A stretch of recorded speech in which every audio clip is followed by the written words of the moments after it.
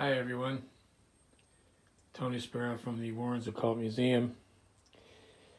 As you can see here, there is a painting on a tabletop from Ed Warren.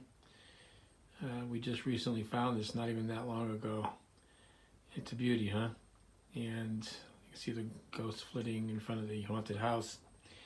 Ed was a prolific painter. He really loved to paint. That was his passion. Other than ghost hunting, he loved to paint. And he would paint on anything. He'd paint on a piece of wood, a plate, a rock, you name it, he'd paint on it. And here's another painting of Ed's. This is Ed's rendition of a ghost, and I believe he did it. I think it says 1967 down there, but it's hard for me to see from here. But he always signed his paintings Warren, and that's his handwriting up there on that poster there. This is something else in the background that he did. It says R.I.P. rest in peace, and then there's a picture of a home here, which I'll show you down there.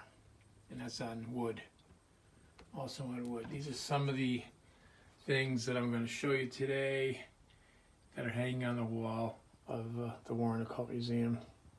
There's so much stuff that it's hard to even take in, but I'm going to try to point out what I can, some of the things that it has collected throughout the years. All of these items here you see on shelves were collected by Ed from people who perhaps had a haunting with that item. Something went awry in their home after they used it. And that's key. That's key because there are haunted objects. Believe it or not, objects or rituals were done over those objects can cause a haunting. I'm just going to try to adjust my fingers here on the camera. And I have another flashlight on my other hand. You know, up here you see a human skull. I'm going to zoom in on it if I can. That is when I asked Ed about it, he said, "Oh yeah, it's real. It's not fake. It's a real skull." Unfortunately, he said that he doesn't know who the skull belonged to, but was used in satanic rituals, like I've discussed in other videos. In another video where Satanists would use human sacrifice. Some other objects here. See close-up view. Kind of close-up. There's a lot of Ouija boards here too, ladies and gentlemen, that Ed has taken from people who have had major problems. Look, there's another one. They've had major problems in their lives after using a Ouija board. I mean, I've spoken about it before, but it's a way to communicate with the unknown realm. It's a way to communicate with the other side, and basically when you communicate with the unknown realm, you don't know who you're communicating with. You know, it's just because you ask for Uncle Francis or Aunt Sally doesn't mean you're going to get them coming through the board. You more than likely will get an evil demonic spirit. And here is a spike used in Satanism. You can see it here. I'll zoom in on it if I can. A spike used in satanic. It says spike used to kill a baby to kill baby by his own mother as a sacrifice to the devil. That is very real, where people sacrifice animals and people and babies especially too, because they're so innocent, and the more innocent they are, they feel the more power they get in the devil's eyes.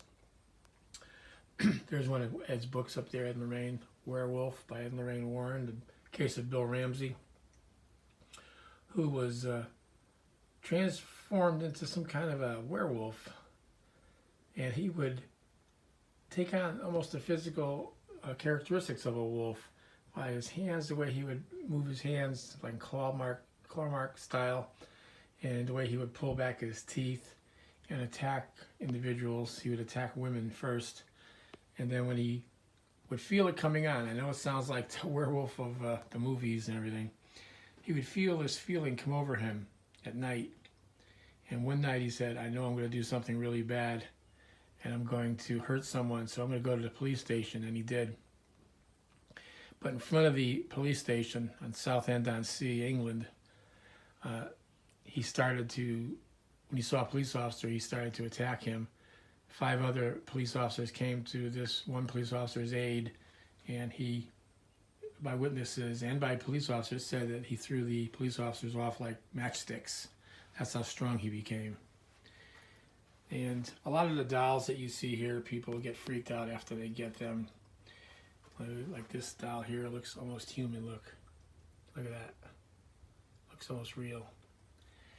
And over here, of course, is the movie doll. It's the movie representation of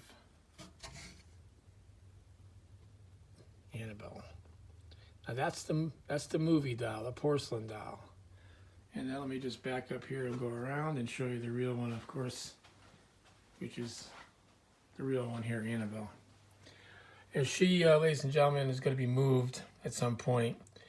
We have to make some adjustments to the case because her head keeps falling forward. And for some reason, she seems to move around in there. And we're hoping it's not because of her, that it's because of the way that seat is and the way it's not attached correctly. So at some point in the future, Dan Rivera, my lead guy, investigator, and myself, he's the one who made this case, and myself, we're going to go through the process of moving the doll from this portable case here, as you can see, to where the movie doll is. Because where the movie doll is where Annabelle originally was housed by Ed. It's built into the wall. Let me go sideways here. See, it's actually built into the wall. It's not attached, it's not separated, it's built in by a carpenter. I'll go this way here. It's just part of the wall. It's built in. So we're going to put her back in her original location, I think. And what we'll do is we'll have Dan go over the, we'll almost like reinvigorate this case. We'll reinfuse it with more holy oil and holy water mixed in with the stain. And have it blessed again by the priest, of course, inside and out. And then if we decide to put her back in the portable case, I don't know if we will, we'll have you see that too. But we're going to film this event in a future video.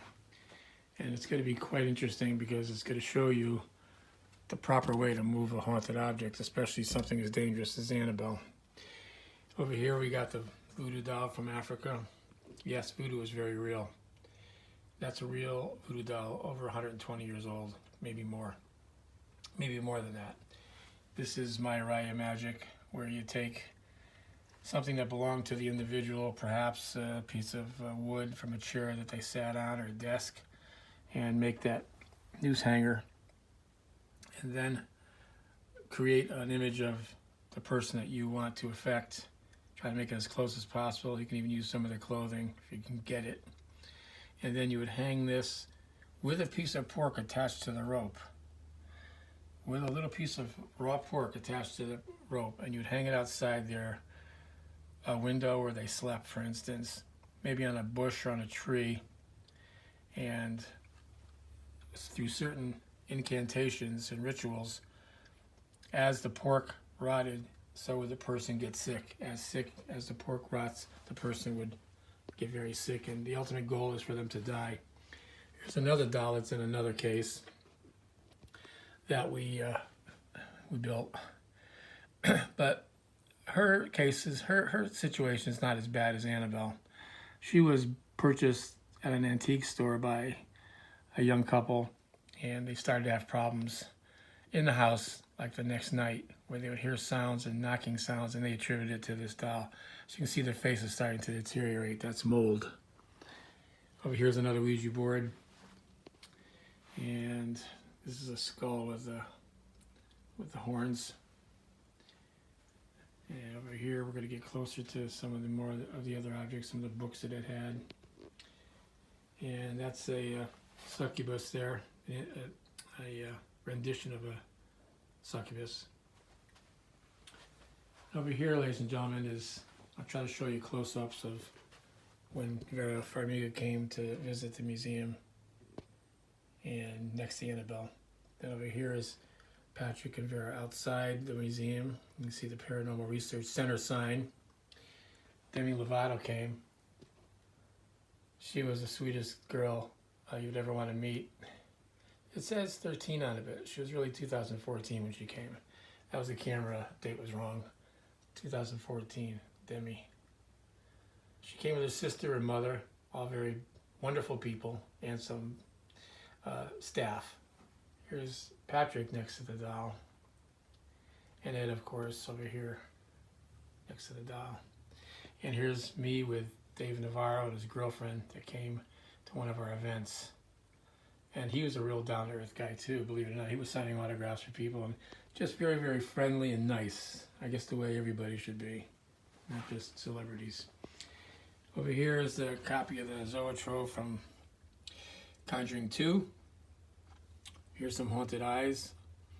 At some later point, I'll go into more detail on each and every object. This cat, Power of the Black Magic Cat, it says. This says handwriting. Power of the cat, black magic images the cat used to conjure evil spells. Pearls of Death, where a woman had been given these as a present, and then she put them on. Of course, problems.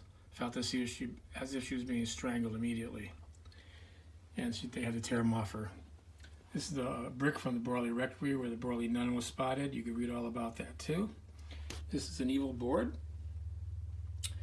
And I wrote this, evil board.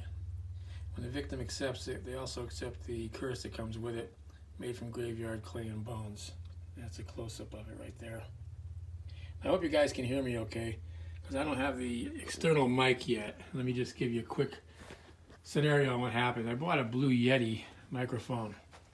I didn't buy it new, I bought it used. It's like $30, and it looked perfect. I just went to try to use it today, and the USB connector on the bottom of it is snapped off from internally, so I have to buy a new connector and take the whole thing apart and repair it, which I can do because I know how to solder pretty well. And so you always got to be careful when you buy stuff that you don't know if it's new or not. But I was going to use the Yeti mic and try it, but maybe next video I'll have the part that I had to order and get it. Here's another representation of a succubus. Which a succubus, ladies and gentlemen, is it's an entity, evil entity, a devil that attacks the male. Sexually, physically, might strangle them, beat them, scratch them, and have sex with them, believe it or not. These are all artifacts from witchcraft. Skull of Augustin Chester, committed suicide in 1917, right there. This, ladies and gentlemen, is the Conjuring mirror. Not from the Conjuring movies, but it's a Conjuring mirror. It's a mirror that a gentleman used in New Jersey to try to conjure spirits through what's known as crystallomancy. And I can get into detail of that later. Over here, another video. I'll do another video. These are the fertility dolls from Africa. I think I've spoken about these before. Of course, the infamous Annabelle doll, which people do get freaked when they look at it. And matter of fact, I don't like looking at it very much either, but people are intrigued by it, so I show it as much as I can because I got a demand to show it. But that's her. And people say I'm crazy to open the case, but I have to do this all the time. Ed taught me how to do all this stuff. He taught me how to handle things, but I'm going to open this case up. And just so you can see without reflection, the Annabelle doll. This is her. And when you go down here, you see the sign, warning, positively do not open, which I guess you can call me crazy for opening it. And I'll secure that in a minute. And over here is the White Lady of Union Cemetery, who was spotted as long ago as 90 years ago or more, and very recently also.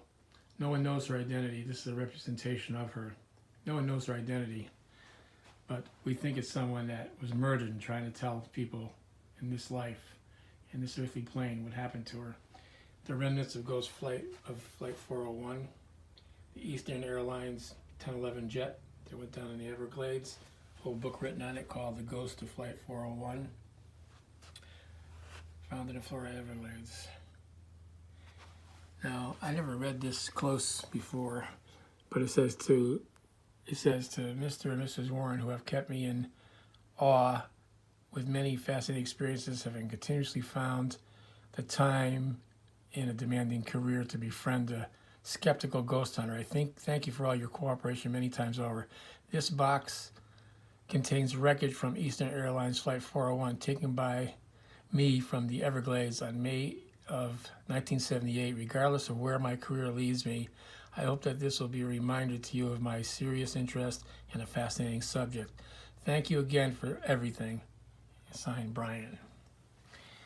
So, and this case here was made special for me, right here. I'll show it to you. This case right here. And it's got a magic door to it, or a secret door to it. I'm not going to show you it because it's secret. But it was made by a magician friend of mine, Dave Merlin. He's a fantastic magician, stage magician. He also does close-up magic too. He's been in Las Vegas. He's been on cruise ships. He's been all over the place. He's a cool guy. And I was always fascinated by magic too in my early days. And over here, ladies and gentlemen, is the evil, I call it the evil shadow doll. This is the kind of doll that can come to you in your dreams. Ed used to say it can come to you in your dreams and stop your heart. And I believe it. Look at it, it's ugly. Let's go close.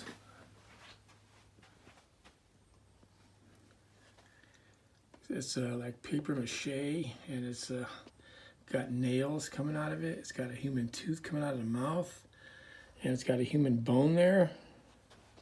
It's an ugly item. I'll go into detail more about that one in another video too.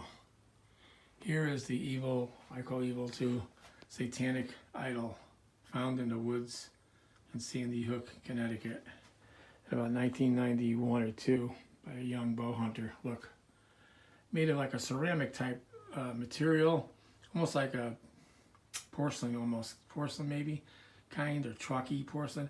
If this thing fell over, it would smash into a million pieces. That's how fragile it is. You can see a little chip off the head there. So that's a quick overview of some of the items that are in this occult museum, founded in 1952 by Ed Warren and Lorraine Warren.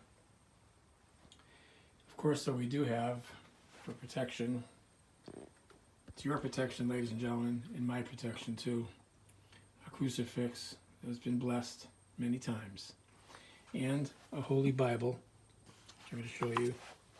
This is the older version that my mom had, and Lorraine had the same exact one. The Holy Bible. Not sure which version it is, but this is the one you want. This is what you want to read, ladies and gentlemen. You want to read. Look at this. My dear wife, Lorraine Miney. Her husband, Warren Miney. February, looks like 1st, 1953. That was Ed's real last name, Miney, M-I-N-E-Y. He told me, when I asked him flat out, I said, is it Warren Edward Miney, Ed, or is it Edward Warren Miney? He said, no, my birth certificate says Edward Warren Miney. And people called him Warren all the time. When he was a kid growing up, they'd say, hey, Warren. Not hey, Ed. Be hey, Warren. So he went by Warren. He gets after Warren Harding, the president. And not only that, when he changed his name, he changed it for a reason. He didn't just change it because he didn't like Miney. He didn't like people mispronouncing Miney, which is an Australian, Slovak kind of name. And I think it's been changed from the old country, spelled differently, but now they spelled it M-I-N-E-Y. When he was selling his paintings, he used to at first sign him Miney, and people would come up to him afterwards during his displays, his gallery showings, and call him Mr. Minnie, and he got mad. And he looked over at Lorraine one day and he said, I'm not going to sign these things Miney anymore. Everybody keeps calling me Minnie, so I'm just going to sign him Ed Warren, or Warren. And that's what he did from that moment on, way back. Signed everything Warren, and then they used that name as a stage name. Well, ladies and gentlemen, that's basically it. I'm going to leave with a poster of The Conjuring and with the real Warren Consultant Demonology Witchcraft sign that you'll see in the 2 movies, Conjuring 1 and 2, and maybe 3. It's coming out September 11th. 2020, hopefully. With the coronavirus, who knows? But I think it is. And Ed made up the sign himself. So this is Tony Spera, ladies and gentlemen, signing off, and I thank you for all the kind comments. And I'm going to try to disregard the negative comments like you guys have told me to do. It's very difficult. You know, celebrities, I don't consider myself a celebrity really, but real big celebrities, they never read their comments, you know. They never read their emails that are sent to them. 99.9% never do it because they don't want to see the hatred. Because with every positive comment, there's always somebody who's going to throw out a zinger of some sort, and sometimes a very hurtful zinger, you know, saying bad things about their families and things. But I'm going to try to leave comments open, even on this one. If it gets out of hand with negative comments, I guess what I'll do is I'll just delete the comments, the negative ones. Well, I was happy to do this for you guys today, and I hope you continue watching the channel. So, until next time, stay safe.